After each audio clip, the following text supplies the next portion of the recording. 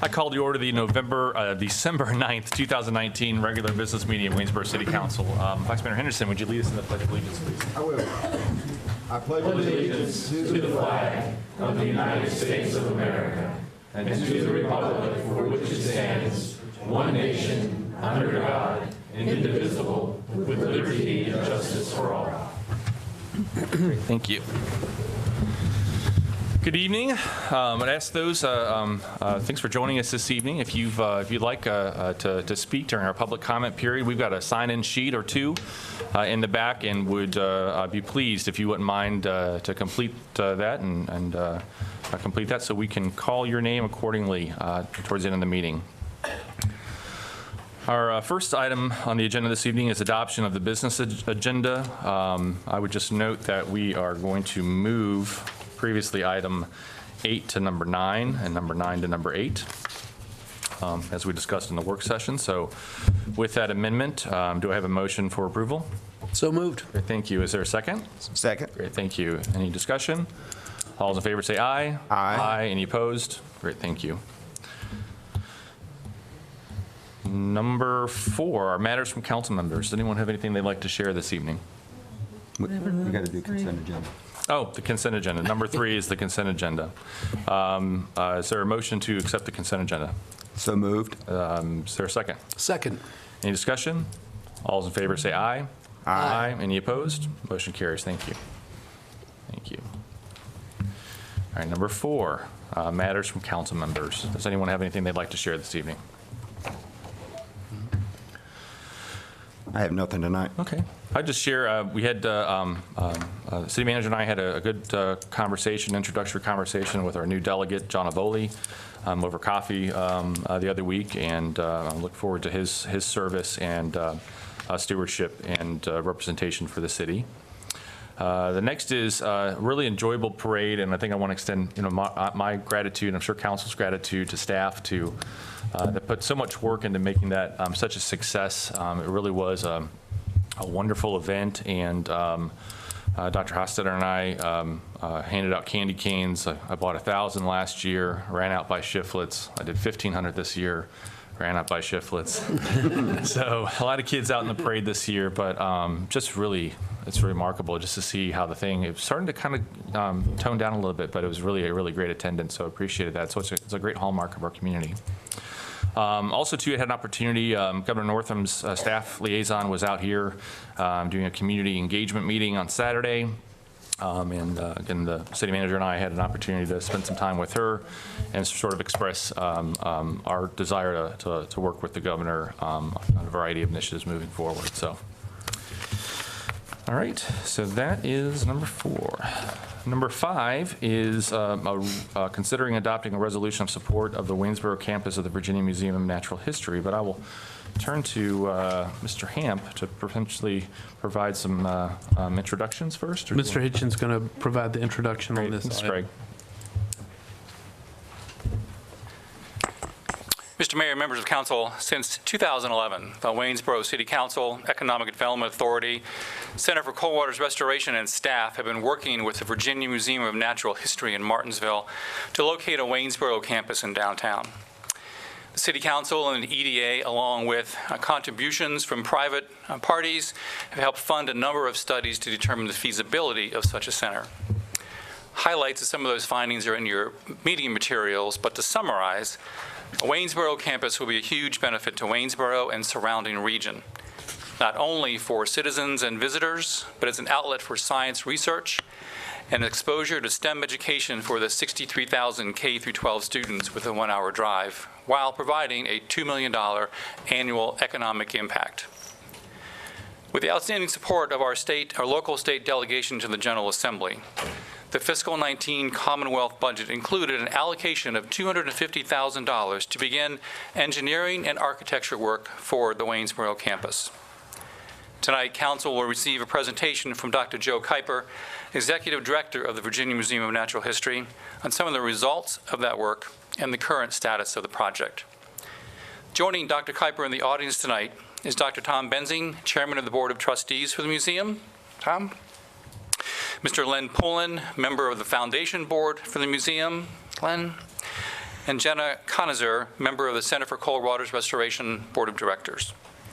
At the conclusion of Dr. Kuiper's remarks, we will ask you to consider adopting a resolution of financial support for the project. Dr. Kuiper. Thanks, Greg. Welcome, Joe. Mayor Short, thank you. City Council, thank you for allowing me to present, give a little bit of background on our work that we've done over the last year. So what we conducted was what the state calls a pre-planning study. This provides us with some, all right.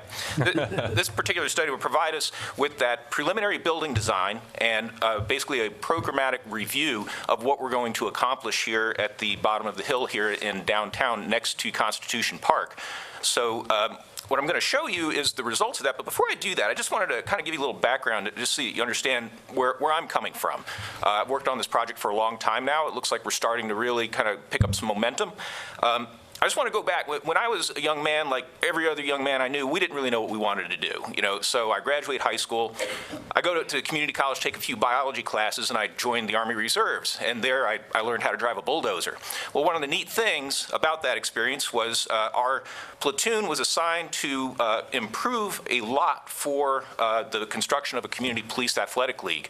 So I went in with a bulldozer and a front end loader and a dump truck, and I spent a lot of weekends moving dirt and cutting down trees. When I was done, I turned an eastern deciduous forest into a field of red clay. So at that moment, I realized, I don't know that this is what I want to do. I understand it's important, people have to do it, but I don't think it's for me.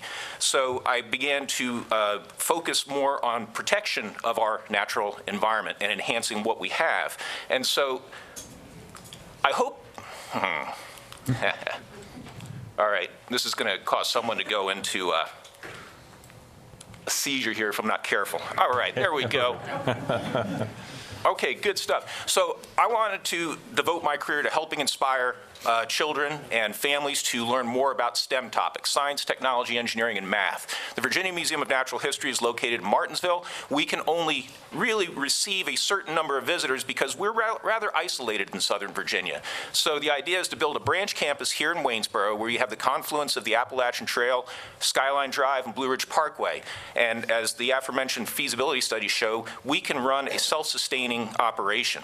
So over the last year, we've worked with Cox, Gray, and Spack Architects and Quatrefoil and Associates exhibit design firm to come up with basically our cost estimate of what this will require financially from the state, and it will also provide the preliminary building design and also what the layout of that municipal lot next to the South River could look like. So think of this as sort of a maxed out project with a lot of ideas. When we get to detailed phasing, which we've asked the state to fund for this coming fiscal year, we're going to get into more details. We're going to have to work with a lot more people, including folks on the city staff and so forth, because we have a lot to consider about code and kind of integrating our operation into the existing operation of Waynesboro. So if you look in your upper right-hand corner of the slide there, you see a building situated. The road that is going kind of to the upper right there, that is going to be Broad Street, and down to the lower left is going to be Main Street and Arch Avenue behind the building. So this location is advantageous because people coming off of Skyline Drive or Blue Ridge Parkway, or even if they're coming off the one of the exits for Route 64, they're going to see the front of this building. Or if you're coming down Main Street, you're going to see something of an iconic building at the base of downtown Waynesboro. So we have this two-wing design. We think that's something we want to work with because it works well with the programmatic flow. The visitor will enter the building, have the opportunity to engage with geological and hydrological features that are particular to this region of the world. And so we're going to be very place-based in the experience. It then bleeds into biology and zoology. It leads into fossil life. And we think it provides a great experience. Since it's a state building and it will be built new, it has to have a certain LEED qualification. So you'll see we have green roofs, solar arrays, and so forth to help make this a sustainable operation and to reduce our impact on the local environment, such as the South River. So this is all extremely exciting. So we did get the cost estimate, and we've submitted a request to the state, and I do appreciate the fact that Waynesboro has been behind the museum the whole time, and I hope that we do have a successful outcome tonight with readopting the resolution. what you'll get out of this is you're going to have 14,000 square feet of exhibit space. You'll have 2,000 square feet of K through 5 children's activities. You're going to have 1,600 square feet of classrooms and 1,000 feet of laboratory space, which will be utilized by staff, researchers, and university partners. So with this, I think we have a really great opportunity to hit tens of thousands, if not more, people every year, particularly the young ones, that we can inspire in very productive ways to become engaged in the sciences. And so with that, I'd like to go ahead and turn things back to you for any questions you might have about our efforts to date. Any questions? I'm just looking at the size of the building. I never realized it was the whole parking lot. Yeah. Is there plans for parking? Yeah, so right now, it's hard to see in this particular picture, but to the upper right of the image, we have a small amount of area that's parking, but when we go into detailed planning, we have to look at the landscape features that the landscape architects put in there. So for instance, if you see that tower kind of in the foreground here, right below that is a wetland swale that would actually absorb any runoff from the lot or the building and then be able to treat that right there before it runs into the South River. But that's kind of value added. So working with the city, working with other partners, we're going to have to decide, okay, exactly how many spots do we want to have, parking spots on this building? I know another thing I'd like the architects to do when we get to detailed planning is to move that building back closer to Broad Street, because I think that would be advantageous for producing greater parking surface, but also at the same time too, well, you know, the South River is just below there, right? So that's inching pretty close to where the 100-year floodplain is. So we might want to just be conservative and move that back a little bit. So we'll be making a number of adjustments like that in detailed planning. Great. Okay. Yeah. Any other questions? I do not. Thank you. Great. Well, thank you. Thank you for your support. Great. Thanks so much, Joe. Appreciate it.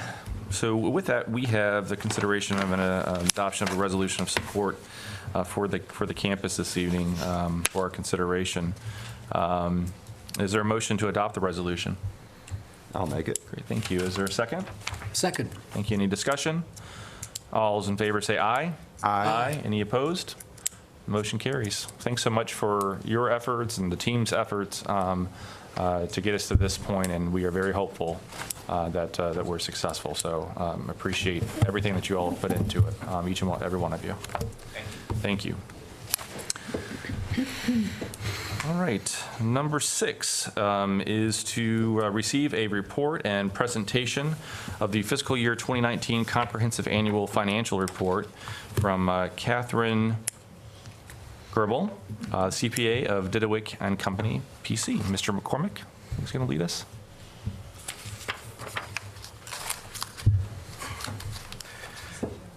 Good evening, Mr. Mayor, members of council. I'm pleased to introduce to you Ms. Catherine Gerbel. She is a manager for our external audit team, Didewick and Company. It's important to remember that these are the city's financial statements and that the auditors opine on the correctness and material correctness of those statements. Great. Thank you. Welcome to Waynesboro. Thanks for being here. Good evening, Mr. Mayor and members of council. I first just want to thank you for having us to do this presentation tonight. Dustin Didewick, the engagement director, is apologizing for not being here. He is giving an exam at JMU at the exact same time that could not be rescheduled. I'm going to present the comprehensive annual financial report for the year ended June 30, 2019. Our firm issued our independent auditor's report, and as usual, we've issued an unmodified report, meaning we believe these statements are presented fairly in accordance with generally accepted accounting principles. If you would please turn to page 7 of your CAFR. This begins the management discussion and analysis. This is a product of the finance department. This is unaudited information. We did not prepare this document, but this gives a great overview of the highlights of the statements. Starting on page 20, we have the government-wide financial statements. This is the statement of net position.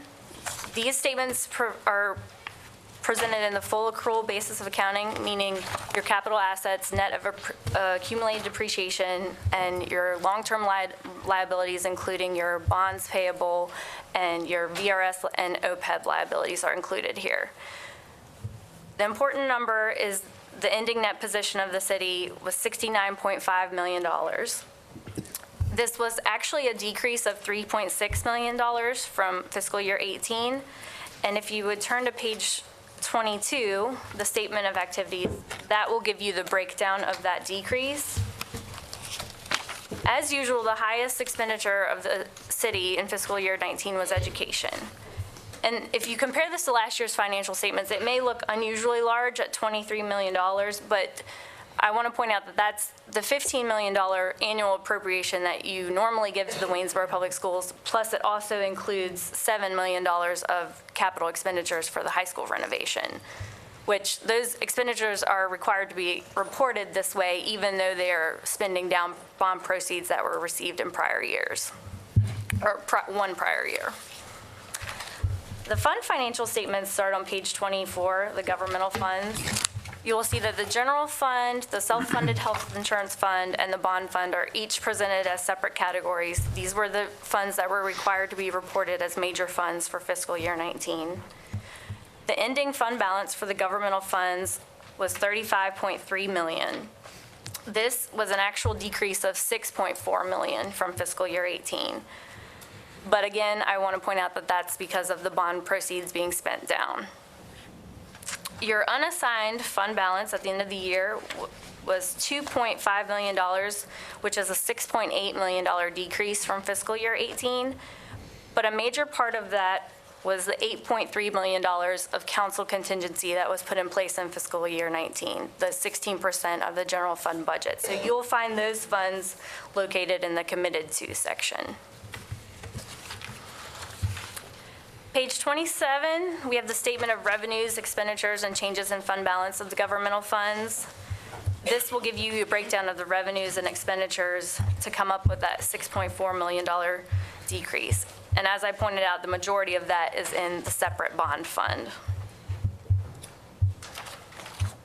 On page 29, you will find the statement of revenues, expenditures, and changes in fund balance, the budget to actual variances. I'm not going to go through this in detail, but you can go through each category and see where the favorable variances were between the final budget and the actual amounts. Starting on page 30, we have the proprietary funds. These are the business enterprise funds, where the water and sewer funds are your major funds. These funds, normal operations, were pretty consistent with prior years. Total assets increased $1.4 million, which was mainly due to fixed asset additions that were purchased and placed in service in the year. And your liabilities decreased $2 million due to current year debt curtailment. I'm not going to go through the notes. They're pretty voluminous, but they present greater detail for all of the statements presented here and give details on schedules on capital assets and long-term liabilities and the required supplementary information. I am going to skip back to starting on page 162, the compliance section. Our reports are independent audit reports on internal control over financial reporting and compliance and other matters, and also our report on compliance with major programs. Both of these reports we issued on modified opinions. And starting on page 166, we have our schedule of findings and question costs. This lists the major programs that we tested this year, which included special education cluster, child nutrition, and foster care. We did have 3 findings that were required to be reported in the CAFR. 08-1 is a material weakness that is a repeat from 2008, and this is due to material audit adjustments that were required in order for these statements to be presented in accordance with generally accepted accounting principles. But I do want to point out that the finance department is making great strides to alleviate this finding, and we had significantly less adjustments than we have had in prior years. Finding 18-1 is a material weakness related to cash balances and reconciliations that were not done in a timely manner. They were prepared by the time our audit was completed, but just not timely throughout the year. Finding 19-1 is a new finding for fiscal year 19. This related to the Economic Development Authority Fund, and what we found were there were internal control processes that allowed the EDA to cut vendor payments in excess of their cash available at the time. We have met with management on all of these findings and given our recommendations, and they have provided us with their responses. So we believe there are new processes in place to remedy all of these findings. The last thing I want to point out is starting on page 170 is your schedule of federal expenditures. This details each federal program that Waynesboro received federal money for in fiscal year 19 and where it was spent. At this point, I'm going to leave it open to if you have any questions or comments related to the CAFR. Are there any questions? Hearing none. Okay. We We want appreciate to it. thank the finance department and the city staff for their cooperation and assistance in the preparation with this audit. Well, appreciate you being here tonight Thank and your you. work. Thank you. Thank you. All right, so we'll see that this evening. Item number 7 on the agenda is to hold a public hearing to receive comments and consider introducing an ordinance amending FY20 budget for the city of Waynesboro by adding budget amendment number 1. Mr. McCormick.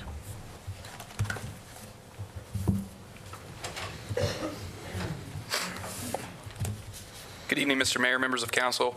This amendment is the first for your 2020 budget and encompasses items that were placed on purchase order prior to the end of the previous fiscal year, but did not meet the qualifications for expenditures, so they end up in your encumbrance balance. If this budget amendment formally reappropriates those funds, it was advertised on December 2nd as required by state code. It is required that you hold a public hearing on this, then an introduction and a second will be necessary to move this item onto your next meeting. If you have any questions, I'd be happy to answer them at any time. Thank you, Mr. McCormick. Are there any questions regarding the proposed budget amendment? No. Okay. With that, I will open the public hearing. No one has signed up to speak, sir. Okay, with that, I will close the public hearing. Is there a motion to introduce the ordinance? So moved. Great. Is there a second? I'll second. Any discussion? All those in favor say aye. Aye. Any opposed? Motion carries. Thank you. All right, jumping over to public hearing for 308 North Charlotte. Is to hold a public hearing to receive public comments and then consider introducing an ordinance regarding a request by Mr. Walter Aguilera to change the zoning of 308 North Charlotte Avenue, city tax map 46. Are you trying to do 9 first? Or? Yeah, no, so we flipped Charlotte and did this one. I'm right? Okay. Yes. To hold a public hearing to receive comments regarding tax map number 46-1-21-24A from RG5 General Residential to LB Local Business. Mr. Jude.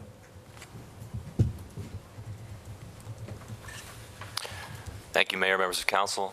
The property in question is located at 308 North Charlotte Avenue. If you take the left as you're headed out east on Broad Street up Charlotte, and then you go right underneath the railroad bridge, it's the first property on the right. This is a picture of it right here. It was formerly a barber shop, and it's attached to a residential structure. Both are located on the lot in question. Here's the location within the city. The applicant wishes to rezone the property from RG5 General Residential to LB Local Business. This is a small step up on our zoning hierarchy. LB is a zone that's meant to incorporate small businesses and retail uses that are compatible with other residential uses in neighborhoods. The property includes a duplex attached to a barber shop. It's been vacant since 2005. The last record that we have of any occupation was a water bill sent in 2010. The applicant recently purchased the property and has been working on renovating it and bringing it back up to a state where it's habitable. And he intends to operate a barbershop again in the same location. Unfortunately, this is not allowed in the RG5 district, which is why he's requesting the rezoning to LB. Here's the location of the property on Google Earth. As you can see, here's the railroad track and Charlotte Avenue. And another photo of the property with the attached duplex. As you can see, the area around the property is kind of a hodgepodge. We've talked before about issues with zoning in this section of the city, where we have we have a long history of there being a mix of uses, and then things were just kind of zoned whatever they were at the time, and we're still working on cleaning that up. In this case, you have heavy industrial zoning right across the street. You have RG5 general residential, you have light industrial right next door, and then you have other properties zoned LB local business along Charlotte on the other side of the railroad track. Again, to compare, RG5 allows a wide range of residential uses, including multiplexes, townhouses, and duplexes and homes. It also allows certain non-residential and institutional uses, like beds and breakfasts, civic institutions, et cetera. LB allows a lot of the same residential uses, but also a wider range of neighborhood commercial uses, like banks, restaurants, salons, most retail stores. It also allows certain auto-oriented uses like service stations and filling stations by CUP, which means that you all have to approve it by vote. And it does not allow any of the heavier commercial uses like lumber yards, self-storage, that kind of thing. Big box stores generally. My analysis here is that the land use map calls this area medium density residential, which would match with RG5. However, local business is meant to be a zone that allows uses compatible with that type of neighborhood. This is an urban neighborhood which has a mix of uses currently. It's contiguous with existing local business. If you go south on Charlotte, you have other LB, so we don't feel that it's spot zoning. It's also adjacent to an LI district, so we don't feel that it, that it's creating any kind of new nuisances or new capacity for nuisances. Again, the property was a barbershop in the past. Traffic impact is nominal. Traffic generated by this rezoning is expected to be 20 to 30 trips per day. Charlotte Avenue is an urban arterial that currently handles 2,600 trips per day and is only at 13% of its projected capacity.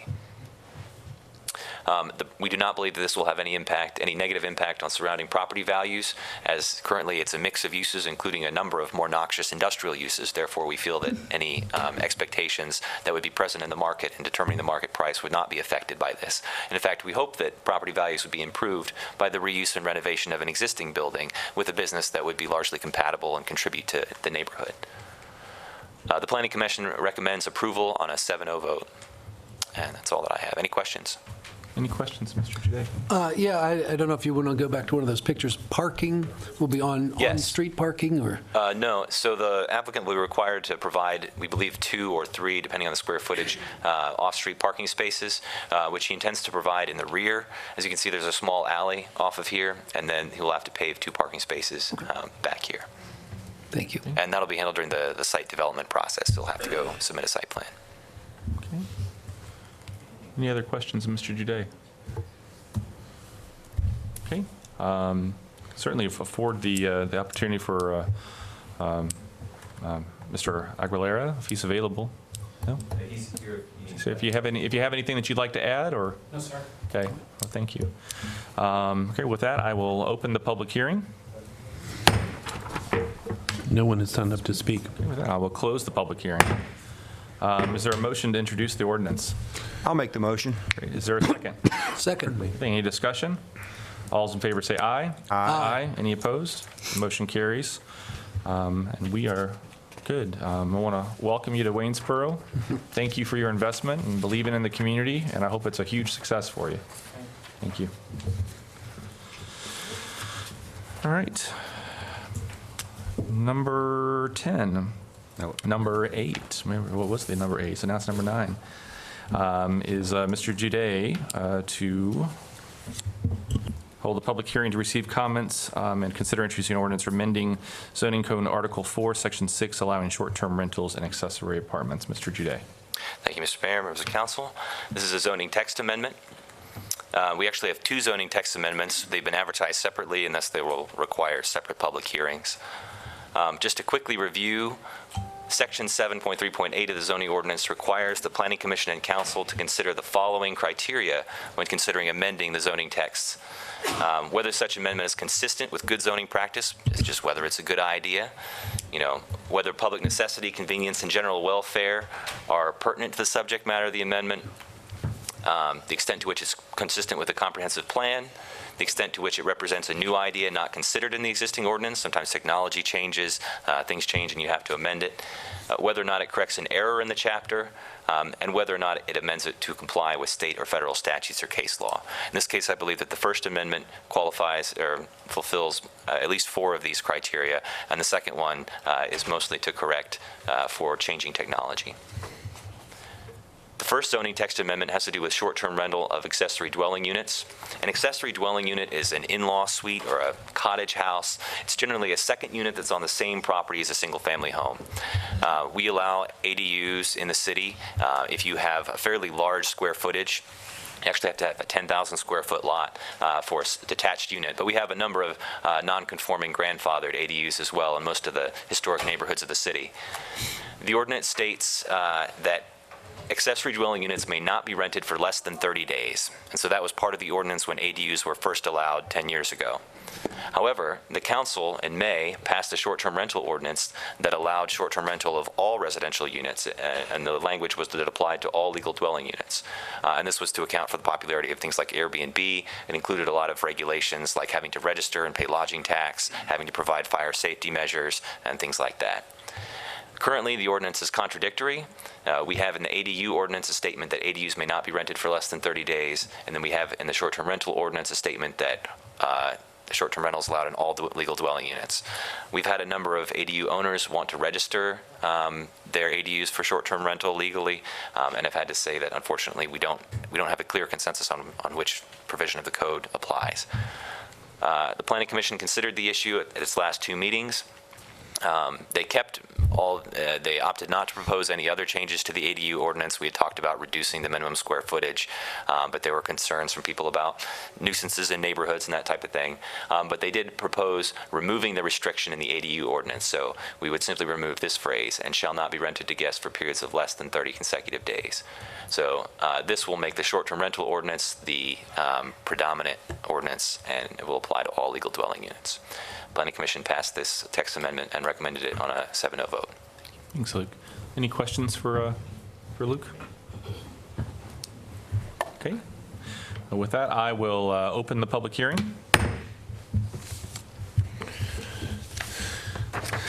Same song. Okay, that's good. I will close the public hearing. All right. So with that, is there a motion to introduce the ordinance? So moved. Thank you. Is there a second? Second. Any discussion? All those in favor say aye. Aye. Any opposed? The motion carries. Thank you. Now we're back on numbered track here. Well, we need to do the LED. Is that the... This one's even simpler. This is for LED lighting. Yeah. Yeah, sorry. Yeah. I have to hold a public hearing to receive comments and consider introducing an ordinance, amending zoning code Article 5, Section 5-5-3, allowing LED lighting. Fantastic. We're all legal. Yeah. All right. now. So the zoning ordinance in the lighting section states what sources can be used for lighting, incandescent, et cetera. Advances in LED technology have made LED lighting the primary form of outdoor lighting. Basically, they're used everywhere. Every contractor wants to use them. They're less costly. They're less costly for us to pay for the electric bills for later, and they're more energy efficient.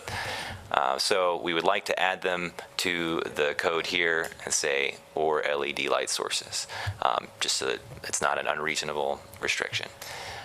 It does not affect any other regulations about brightness, the dark skies, things like that. It's just a technological issue of what the source of the light is. So, Planning Commission proposes this text amendment and recommends approval on a 7-0 vote. Okay, thank you. Any questions? All right, I will open the public hearing. Third verse. I'll close the public hearing. Is there a motion to introduce the ordinance? I'll make the motion. Thank you. Is there a second? Second. Any discussion? All those in favor say aye. Aye. Any opposed? The motion carries. Thank you. Number 11 is to consider approving December 24th, 2019 as an additional holiday for city employees. We've got this motion for us for our hardworking employees, and I think it's self-explanatory. So is there a motion to approve making December 24th as an additional holiday for our employees? I'll make the motion. Thank you. Is there a second? Second. Any discussion? All those in favor say aye. Aye. Any opposed? Great, thank you. And Merry Christmas and Happy Holidays to all of our employees. Appreciate all that you do. On behalf of the employees, thank you to the council. Merry Christmas. Merry Christmas. All right.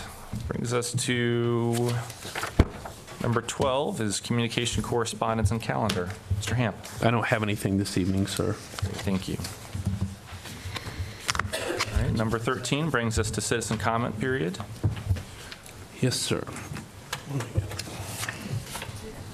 So I'll just, since we've got a large crowd here this evening, a number of folks sort of laid out, I'll say this once, so that way I don't have to repeat it every single time. So if you've signed up and or otherwise, or jab the person that's sitting next to you. So we've got a timer here of operates just like a traffic light for those that obey our traffic laws. Green is go, yellow is try to start wrapping up your comments, and then 8 is we're at the 4-minute mark and would ask that you conclude your comments. God bless you. So with that. Okay, sir. Yeah. So we had 2 sign-in sheets this evening. One is for our more typical general citizen comment period. I'm going to begin with those, and then we have the sign-in for citizens who wish to speak regarding the Second Amendment. Wonderful. So under general comments, we'll begin with Roseanne Brutman. Brutman, if you wouldn't mind stating your name and address for the record, please. Yes, Roseanne Bruckman, and I live at 1743 Inglewood Drive in Stanton. And I am here as a partnership specialist with the U.S. Census Bureau out of the Philadelphia region. And I would like to thank the council and the mayor for inviting me to speak, and for all of these lovely people who came to hear about the 2020 count.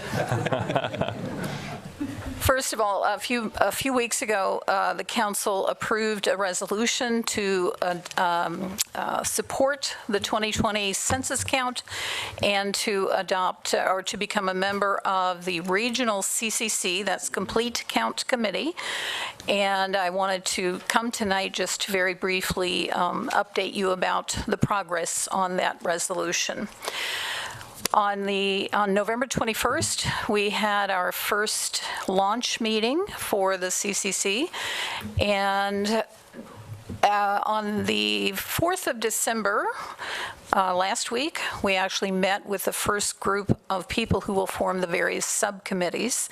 We suggest that people form subcommittees so that they can work within their groups of people who work with the same populations in general.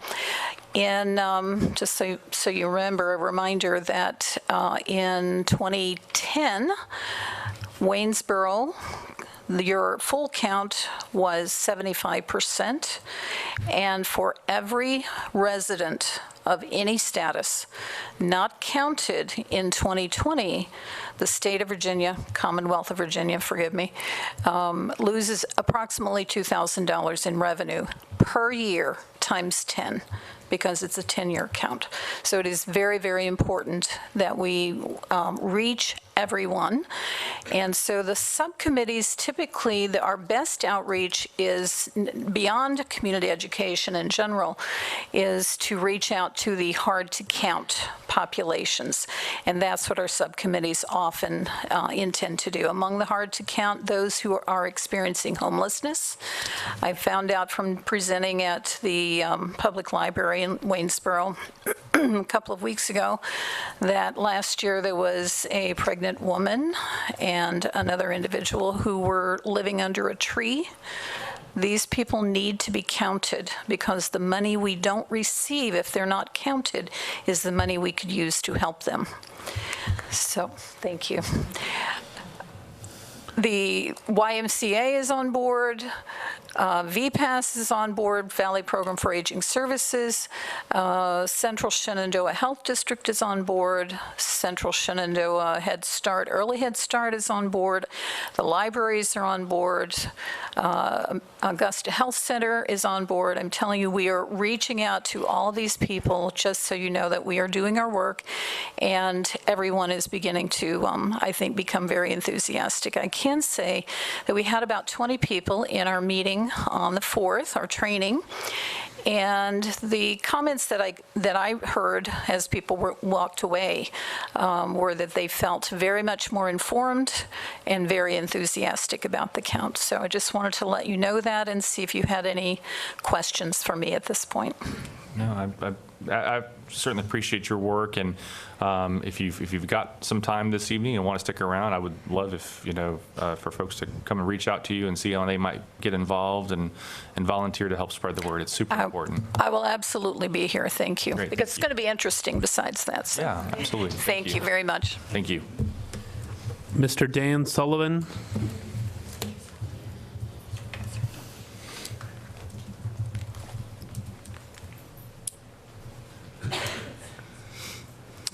Mr. Sullivan, if you wouldn't mind stating your name and address for the record, please. I don't mind.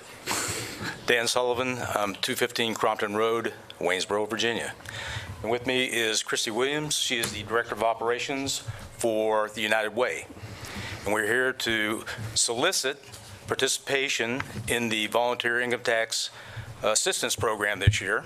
I know that Elzina's mother is probably going to be one of our preparers.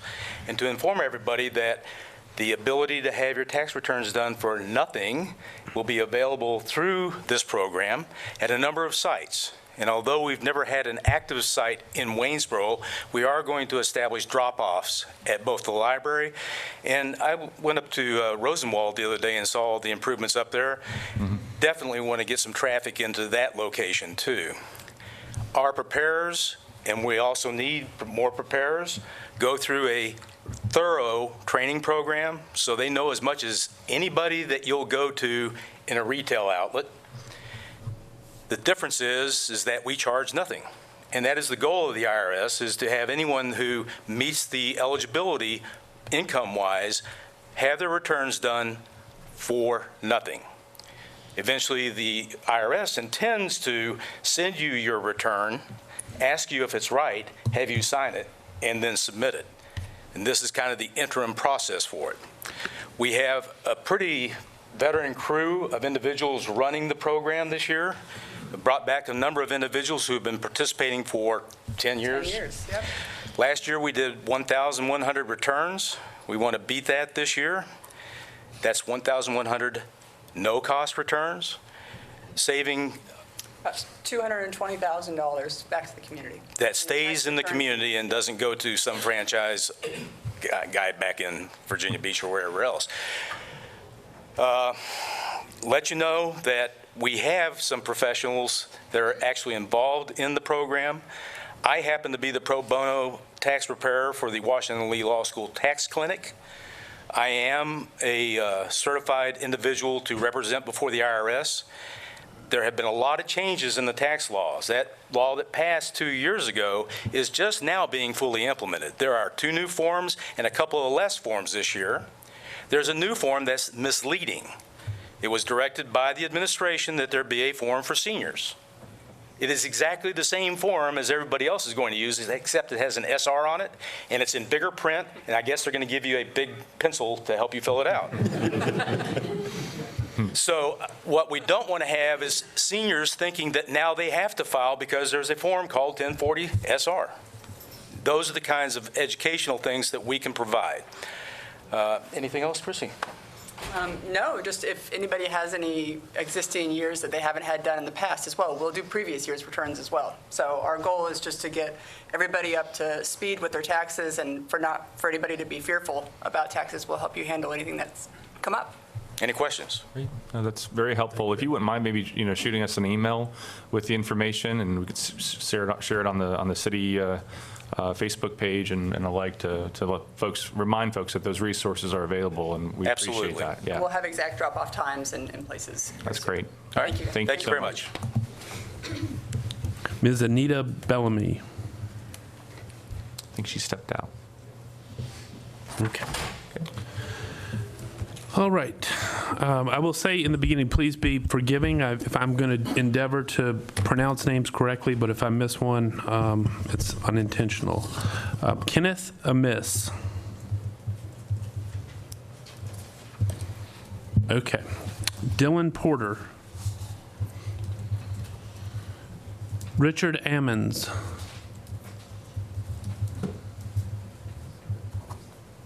Jim Wood. Ken Adams.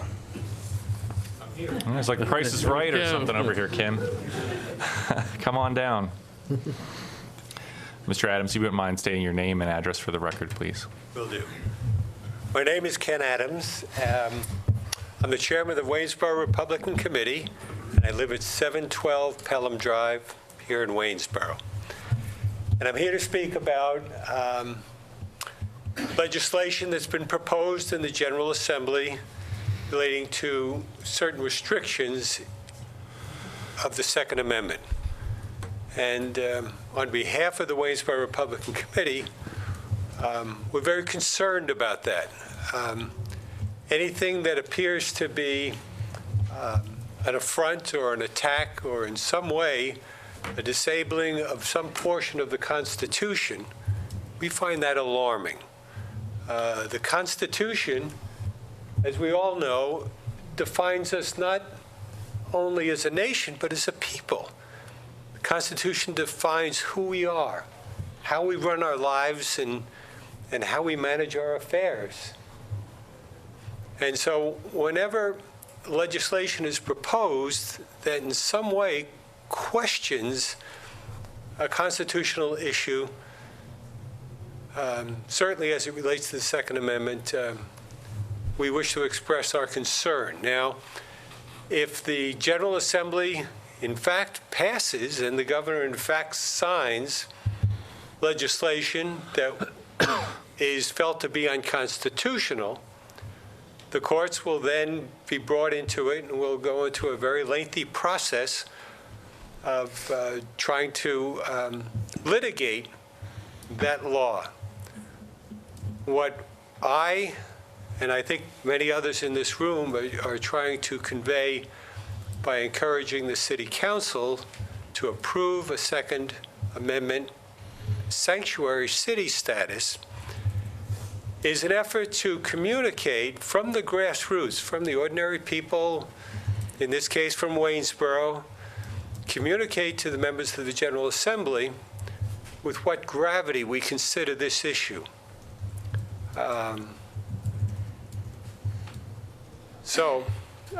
I'd just like to say, and I know the vote will not be taken tonight, I'd just commend to you, the members of the City Council,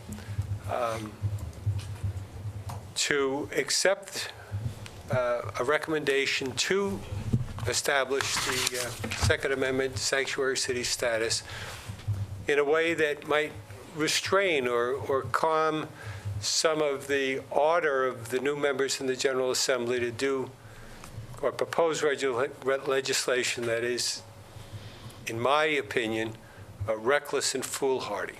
So, thank you for the time. Great. Thank you, Ken.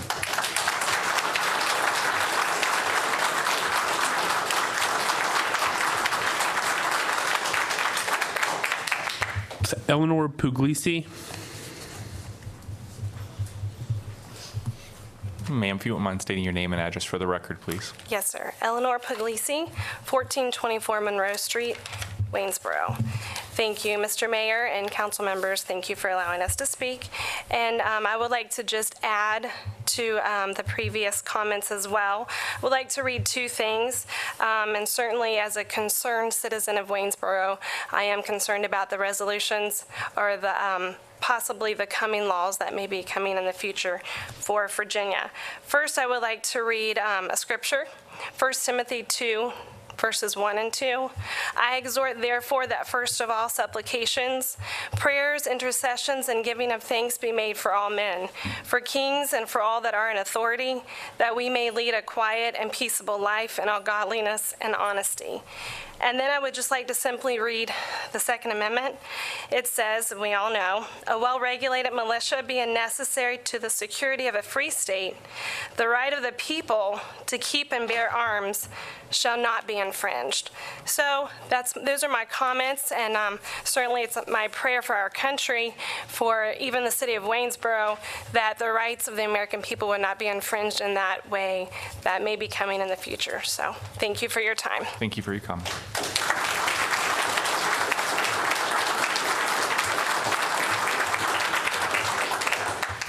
Jackie Braley. Richard Braley. James Wiley.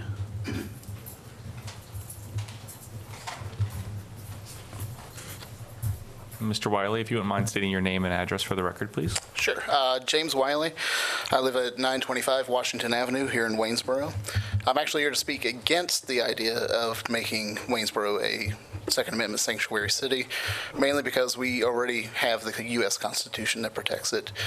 This council has already said that they will not propose an amendment or a statement saying that they support the ERA for the same similar reasons, and the fact that Waynesboro probably doesn't need to help the U.S. Constitution, seeing as how it's been working pretty well for the last few years.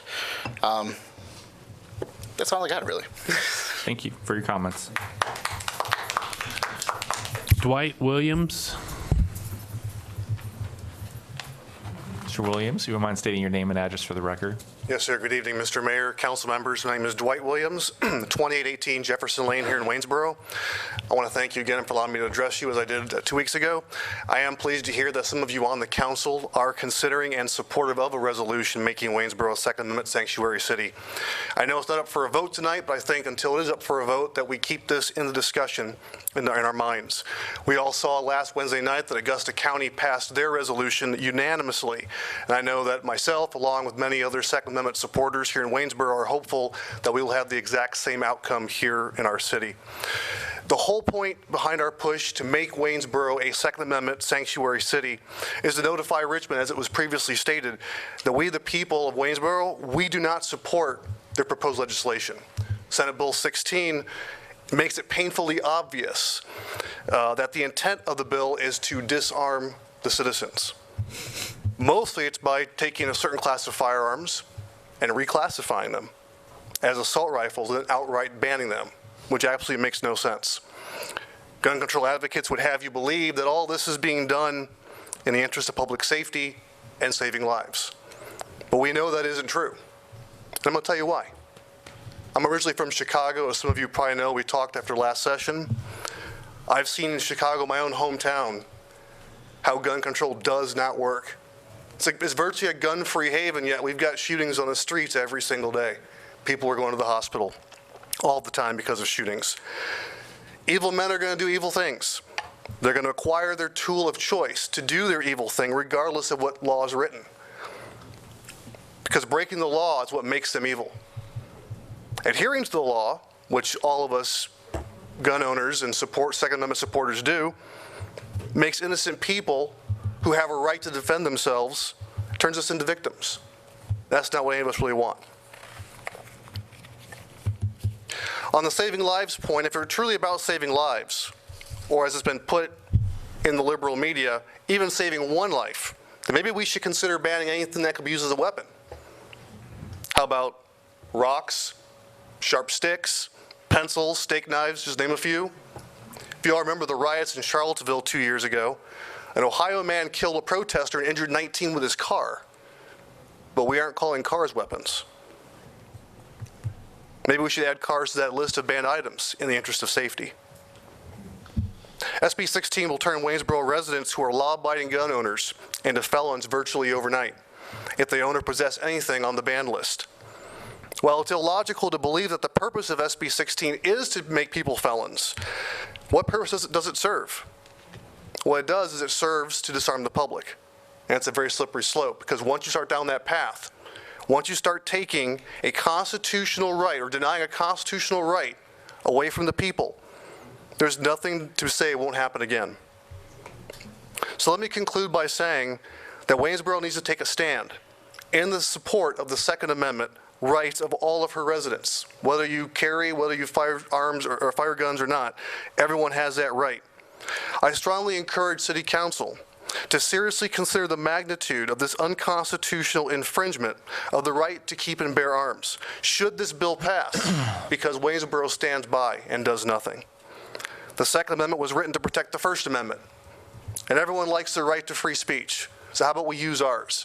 And let's tell Richmond that we're going to protect our Second Amendment rights here in Waynesboro. Thank you.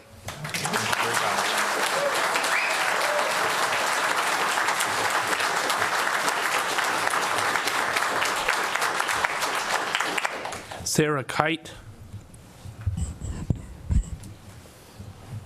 Sarah, if you wouldn't mind stating your name and address for the record, please. My name's Sarah Kite, and I live on 925 Rosser. We also have a business on Rosser. I'm here with my husband, Jason. I'm actually here to voice my concerns about becoming a sanctuary city, however it's worded in anyone's language.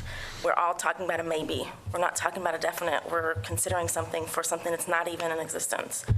And my concern is what this makes us look like to outside people coming here. I know for my small business, we bring hundreds of couples here in a year. We're in a wedding business, so they're from outside areas, metro cities. And what are we saying to them and where we work? Like, oh yeah, come here, and our officials aren't going to follow the law. Hopefully we can keep you safe, but I don't really know. Like, what are we saying to these couples that are coming here or people that could potentially move here? I know we were also part of I'm losing my wordage, but I know you all were working with a company to try to attract young couples, young people to the city to move here, to grow the city and all these things. What is this saying to them potentially for moving here? What are we saying to them? We're not a sanctuary city for immigrants. We're not a sanctuary city for LGBTQ. So what are we saying to those people? I mean, are our police officers just not going to obey any laws or just this law? Like, that's confusing to me. So really, that's just it. Great. Thank you for your comments, Sarah. Josh Rubenstein. Mr. Rubenstein, if you wouldn't mind stating your name and address for the record, please. Josh Rubenstein, 668 King Ave. So, yeah, we're talking about lives, and saving lives. And I don't know what the Second Amendment means. It means that you're not going to enforce the laws and regulations. Does that mean that you're not going to take guns away from people who are suicidal? Does that mean that you're going to leave the gun in the hand of the batterer? Does that mean that you're going to, we're not Chicago. We're Waynesboro. And we're a community. If somebody comes in here with a semi-automatic, we're dead. We're all dead. And it doesn't matter if you have a semi-automatic, we're all dead because it's so quick. Now we all draw a line somewhere. We all draw a line somewhere. If you have an absolute right to a gun, that means everybody has to have a gun to protect them against everybody else. Don't put me in that position. Don't put our community in that position. That's all I got to say. Thank you for your comments. Malio Kirku.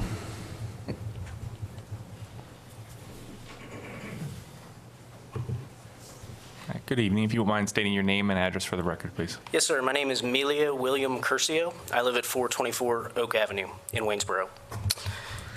Members of council, thank you for the opportunity to address some concerns before you. I'm here to advocate for your support of Second Amendment sanctuary for our city.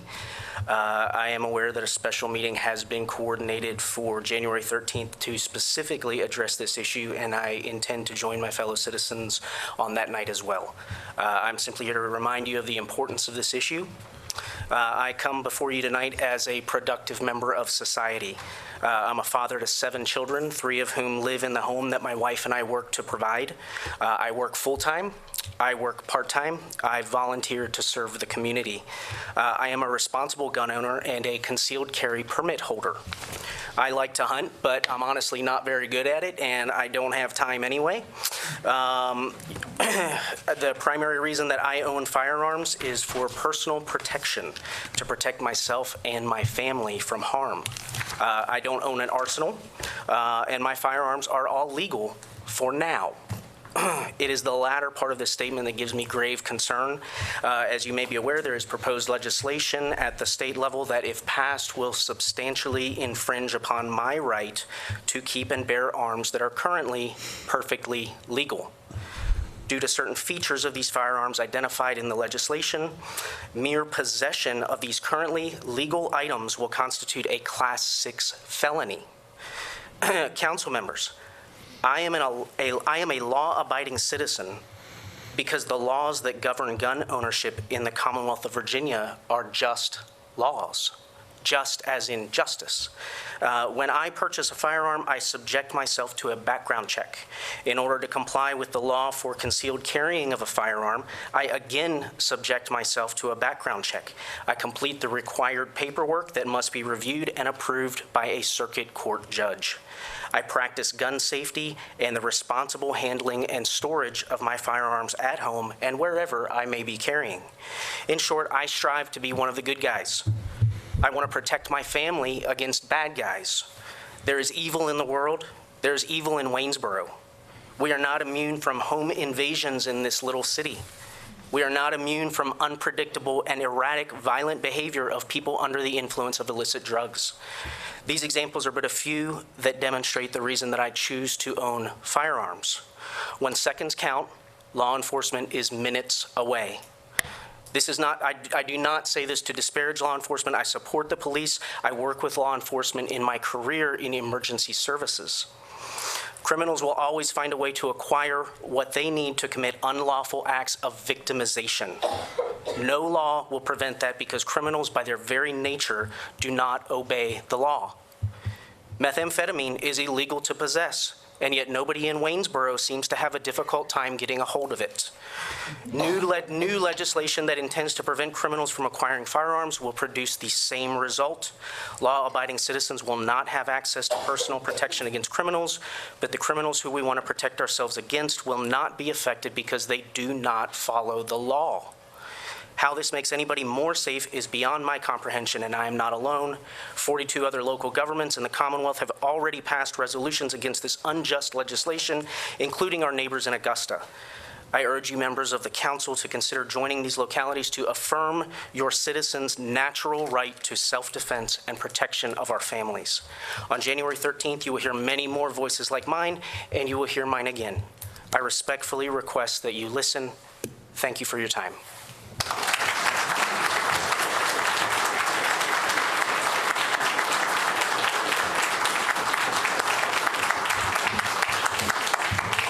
That's it.